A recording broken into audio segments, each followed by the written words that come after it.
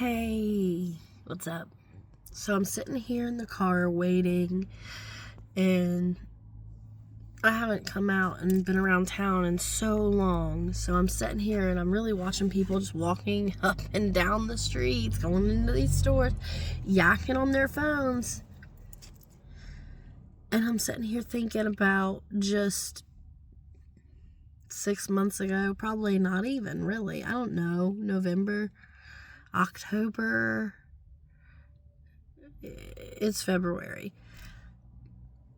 And thinking about how different it was when I came down here with my husband and we tried to go on a little date and we went walking around just to see the stores and stuff, and how I had such this, open and exciting beginner's mindset kind of thing going on, which I love, and I'm still there, I feel like. But what I feel like is, very much exactly what stagnant. The exact word. Just like I'm sitting here, basically, literally, the whole world's going on. They're just beetle bopping around, doo dop, boo bop, bing bang bam, and I'm sitting here like I'm at a standstill. And I don't think it's just me at a standstill. And it's not, I guess, that nothing is happening. I guess it's going to happen later. Some things have been postponed and whatnot, but that's not even the point. It's, again, to have that mindset and be open and willing, and the excitement is gone again. It's just like it was before, in a sense. And just not, I don't know how to explain it, I guess. Maybe when you know, you know.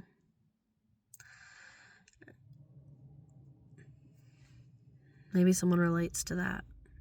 I don't get it. Anyone else feel like they're at a standstill, stagnant, not moving, and the world's just going on? Like, la la la la la la la la. And I don't get it. Just walking around town. And I'm like, should I just have accepted things and done something and started really small? I mean, I'm already starting small, and maybe that's the thing. These are, locals. I'm local technically, but I don't hang out in these local stores. I don't spend money in these local stores. I try not to spend money at all. And when I do, it's just Walmart, as usual. And anyway, that's all, because then I'll go on a whole rant and it'll be a whole thing, and I'm really overstimulated and tired, and I want to be home, but I had to pay on my credit card, so we had to come down here to the bank. And then he's like, oh, I want to go in this store and see how much store credit I have and get stuff, because you never know when these stores are going to close. And that's true. But now I'm just sitting out here in the car, watching people live their lives. Oh, Hillary Duff. I just watched that video of her saying she's going on tour. She's coming to Cincinnati. And that, that song, watching people live their lives, wondering what it means. Sometimes getting what you want is easier than it seems. I don't want to save the day, I just want to get my way and rock this world. Rock this world, that's what it's called.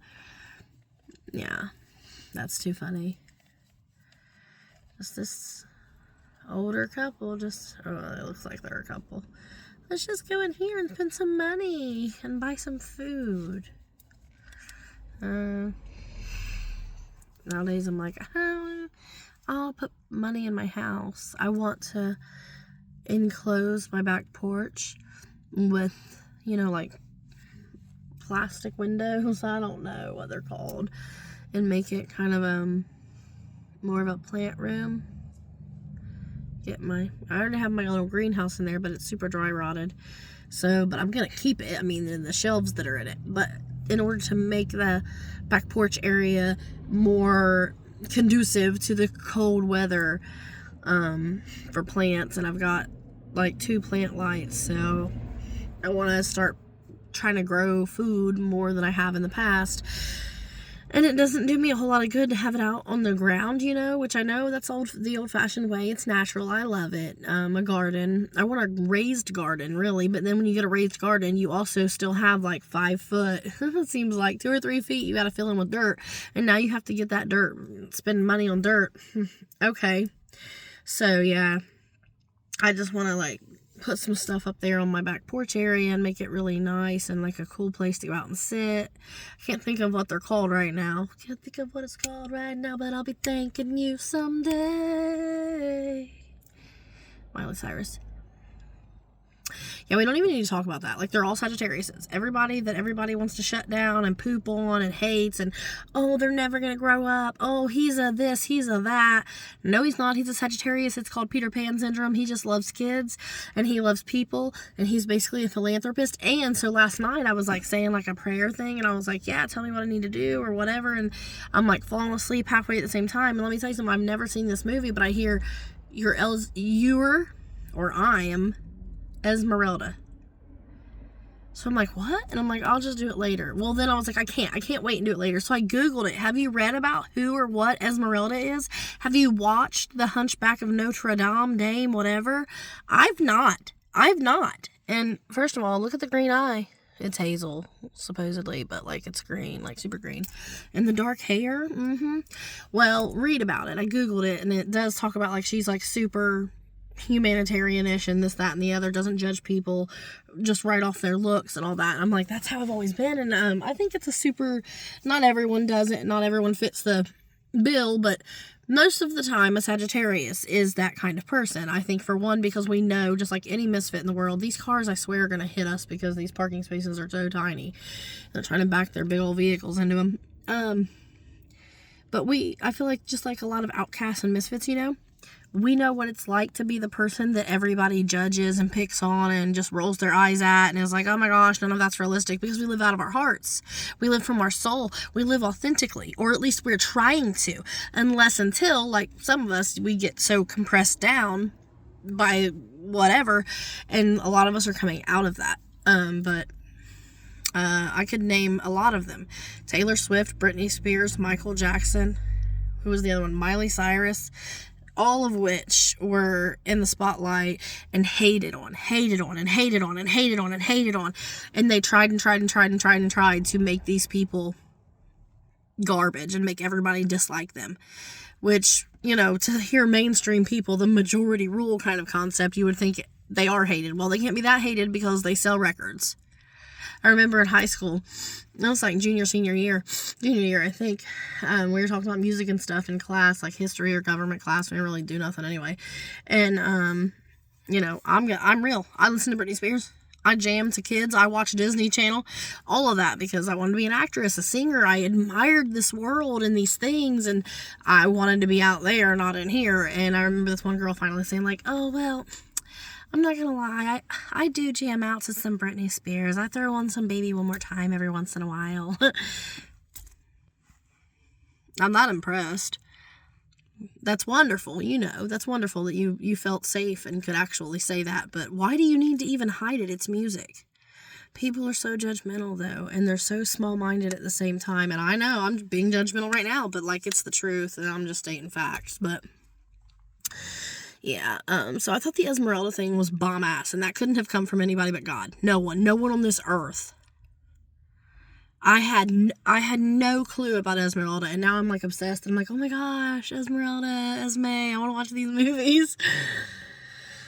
Because I've always been Pocahontas, and I didn't even watch Pocahontas until I had my first daughter in 2016. But because Pocahontas was what she is, and stands for what she stands for, I was just always like, my favorite Disney princess is Pocahontas, and I admired her, and I had a sleeping bag of Pocahontas. The only version of the movie I had seen is like the little kiddie version, they make like the little junior princess movies. I loved that version. And I had never seen the others, and I have watched that one since then, like I said, and it is beautiful. It's great. I love it. But it was the concept of, standing up for yourself, for one, being the independent female and fighting for other people and what is right. And I know, with neurodivergence and whatnot, I don't know that I am. I'm pretty sure that I am. But People, I saw something on the internet talking about, oh, whatever, it's not like you have a better, basically saying like you don't have a better justice, moral compass thing than we do. I don't know from a neurological level, and I don't know from whatever they think psychological level when they say like, oh, they're moral, whatever, a justice, not moral, it was about justice.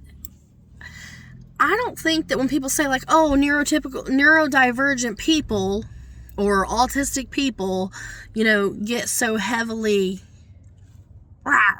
about justice. I don't think that we necessarily are saying that they have a better compass for justice. It's that when we see something that we feel is an injustice, when we see it and we feel it and we think it runs so deeply into us. For one, because we feel so deeply.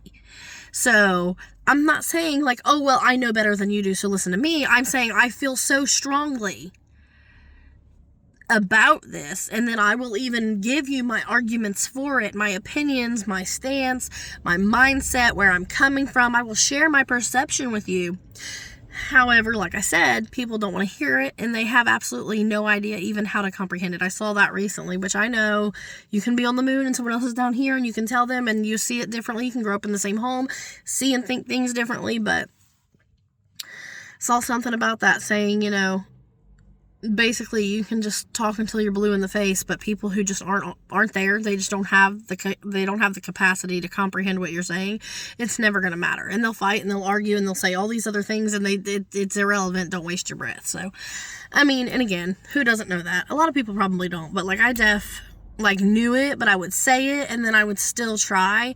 And I've noticed like when I make posts and stuff online, which I've been pulling away from heavily, I noticed that I still throw in my 2 cents, essentially, and I'm like, say less. Say less. Less is more. Because, again, when they get it, they get it. When they don't, they don't.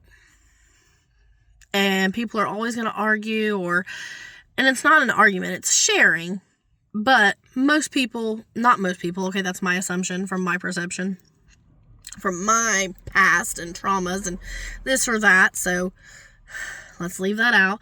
A lot of times I see and observe and I feel like people don't just speak to share.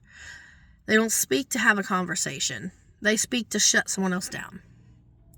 Especially when it's the opposite opinion. And so a lot of people like myself don't feel safe anyway speaking up with our opinions. We're doing the whole throat chakra thing. Every video I watch is like, oh my gosh, there may be a throat chakra, da da da.